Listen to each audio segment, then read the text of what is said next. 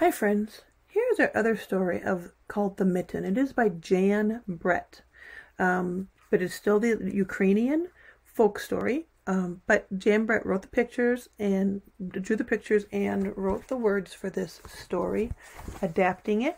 We have read other Jan Brett books. Those were the gingerbread books we read at Christmas time. So here it was.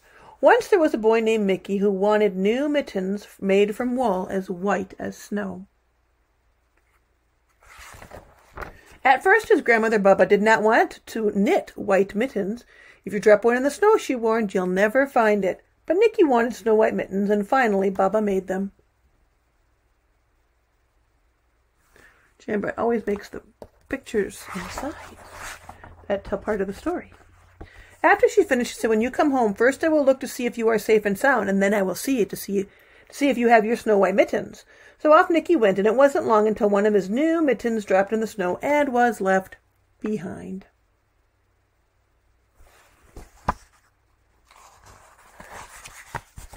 A mole, tired from tunneling along, discovered the mitten and burrowed inside. It was cozy and warm and just the right size, so he decided to stay.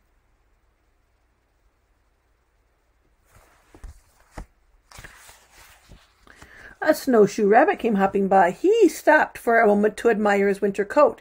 It was then he saw the mitten and he wriggled in, feet first. The mole didn't think there was room for both of them, but when he saw the rabbit's big kickers, he moved over.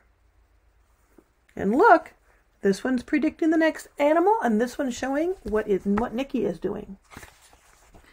Next, a hedgehog came snuffling along. Having spent the day looking under wet leaves for something to eat, he decided to move into the mitten and warm himself. The mole and the rabbit were bumped and jostled, but not being ones to argue with someone covered in prickles, they made room.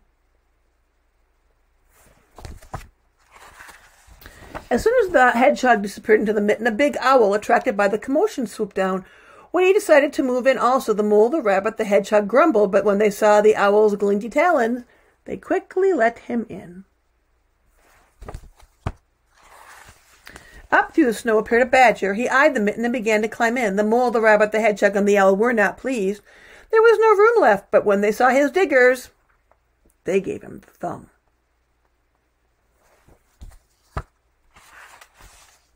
It started snowing, but the animals were snug in the mitten, and a waft of warm steam rose through the air. A fox trotted by, stopping to investigate. Just the sight of a cozy mitten made him feel drowsy.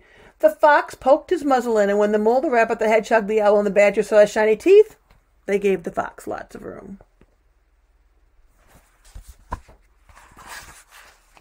A great owl lumbered by. He spied the mitten all plumped up. Not being one to be left out in the cold, he began to nose his way in. The animals were packed in as tightly as could be, but what animal would argue with a bear? The mitten swelled and stretched. It was pulled and bulged to many times its size, but Bubba's good knitting held fast.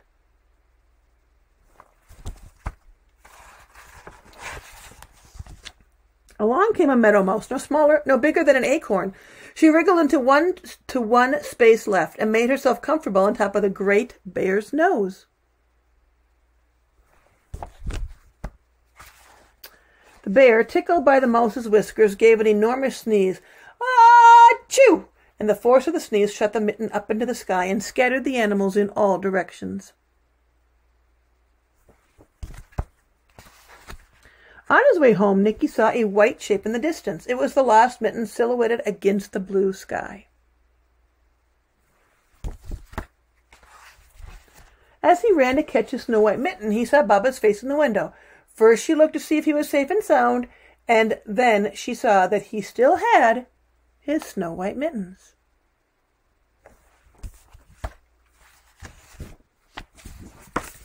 But look! They're not the same size. So our two stories were similar, but they were different. So here, in this one, we had different animals, and it was the mitten was made out of leather. In this one, it was knit by his grandma, and the animals were a little different. There were a couple other differences too. And this is Jan Brett, the one who retold our story today. I hope you enjoyed The Mitten by Jan Brett. Have a good day.